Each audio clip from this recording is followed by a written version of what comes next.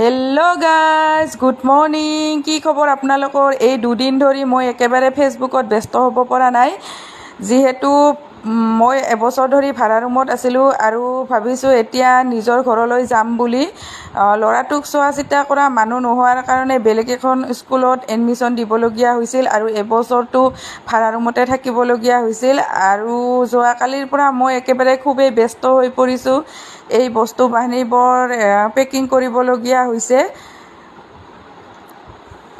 বস্তু পেকিং কৰোঁতে আচলতে একেবাৰে কোমৰৰ বিষ হৈ গৈছে।